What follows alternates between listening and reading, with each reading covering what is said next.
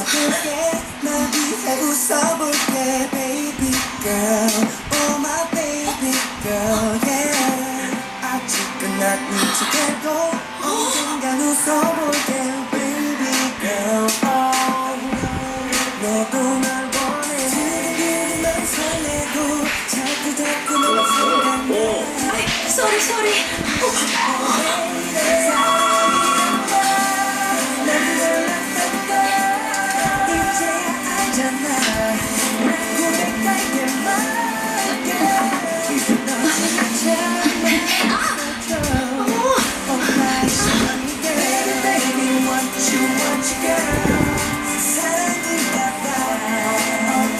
Sinabi ko na sa'yo huwag ka magdadrive pag hindi mo kaya. Sabi ko, titingin ka lang sa harap, sa gilid at likuran ng sasakyan. Ano bang mahirap doon? Sabihin mo, bigyan ka mo ng pakstone. Dali. Totoo ba to? Hindi. Hindi, kasi pinaparecord ko ni Ate Love. Sabihin mo, sagutin na lang daw Tingin mo, po. bakit ako nakatayo Dali dito? na. Bakit ngayon ka nagparamdam? Pinag-alala mo ako, ah? Kasi nag-aantay sa telepono. Dali na. Sabi sa'yo, silang beses mo binagsak ang driving school Isabi mo. yan ni Ate Love. Pinapagawasan ni kahit Ate saan Love. follow ka Dali pa, na. puno ka pa rin ang kapal-pakal. Dali na. Okay. Dali na. Hindi ka na pwedeng lumayo. Naiintindihan mo ba? Hindi na nag-aantay yung Masusunod po ang kliyente. pinag-uutos nyo. Yung pakisagot daw po kasi nagre-record. Dali.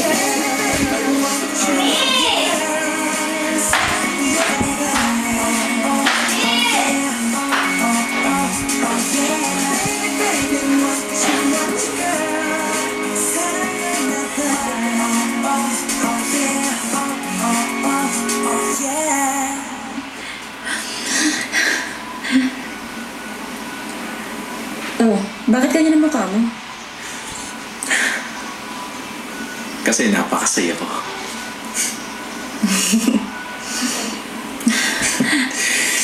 Ethan, hindi ka na ba aalis ulit? Hindi na ba to long-distance relationship?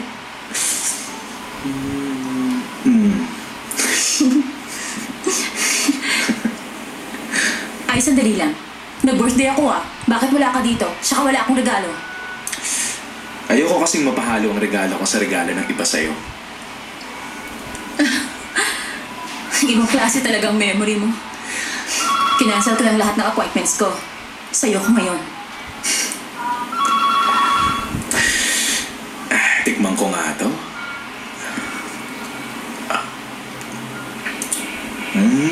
Masarap na ako magluto, no?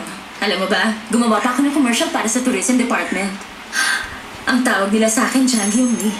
At ako na raw ang pinaka-best wife material. Sandali. Sa taong ito, ikaw ay 27 years old na. Oo. Di ba? Right age naman yun para mag-asawa. Tama. Sino kayang mapalad na mapapangasawa mo?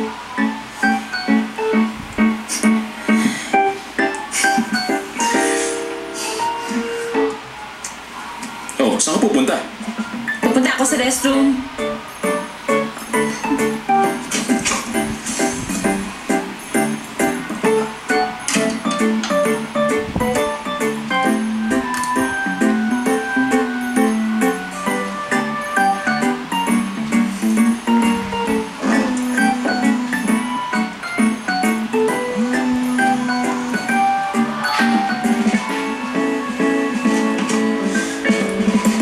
Hi, this is Ethan. Oo. Nakarating naman ako na maayos. Oo. Ano? Ay, gising kasi. Umiinis mo? Sige, pupunta ako dyan. Bye.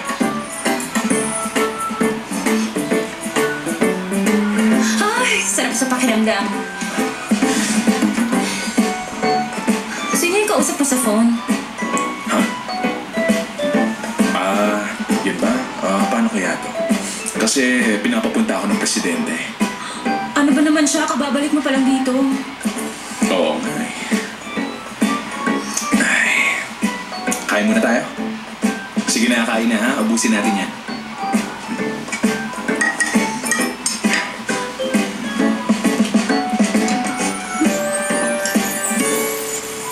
Nabalitaan kong you did an outstanding job in England. Naging kaibigan mo pa ang royal family. Humanga po sila sa ginawa kong pagtanggi sa mano ko at pagbalik nito sa bansa. Isang malaking bagay yan. At asset yan sa world of diplomacy. Lalong-lalo na sa Britanya. Alam mo ba na hot item ka pa rin sa mga pahayagan dito? Pati ang pagbili mo ng isang mamahaling bagay sa isang department store sa London, nabalitaan ko rin. Talaga? Bumili ka ng singsing.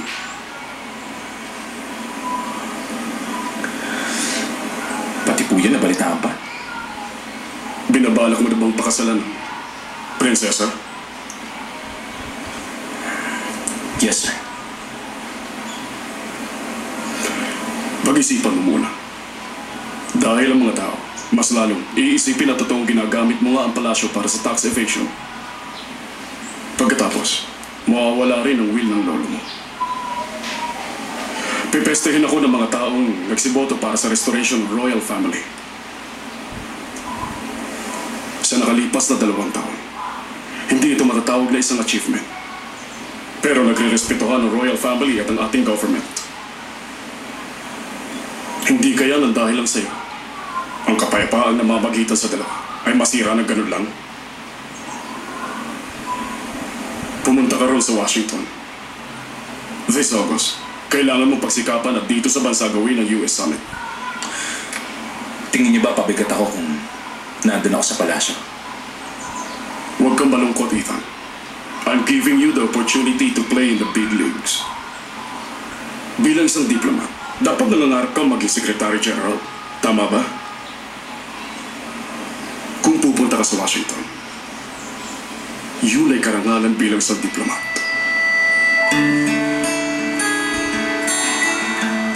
Para sa kabutihan mo, huwag mo muna dibdibin ang tungkol sa pribadong buhay mo.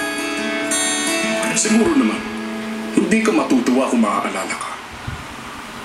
Bilang asawa lang ng prinsesa.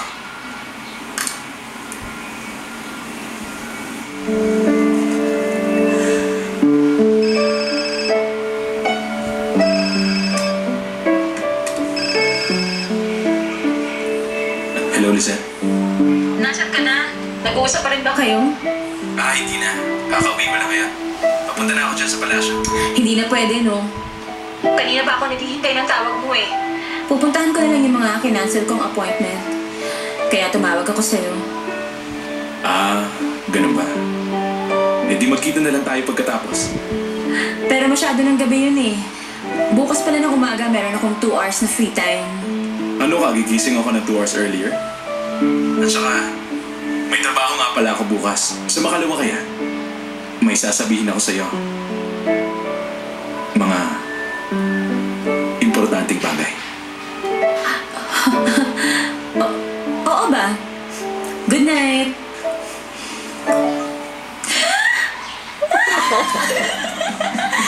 Anong gagawin ko? Kamahalan? Ano pag sabi ni Sir Ethan? Ha? May sasabihin daw siya sa akin. Importanteng bagay. Kamahalan? Baka mag-propose na siya. Sana nga, Missy. Anong gagawin ko? Paano kaya siya magpapropose? Love Actually? Notting Hill? Pretty Woman? Ano kaya?